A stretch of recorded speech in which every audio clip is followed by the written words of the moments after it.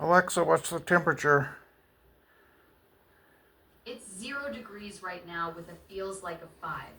Today's high and low are both 6 degrees. There's a winter storm warning in effect from 1 p.m. today until 1 a.m. Tuesday with heavy snow expected, 8 to 16 inches possible, and snowfall rates likely exceeding 1 inch per hour this evening.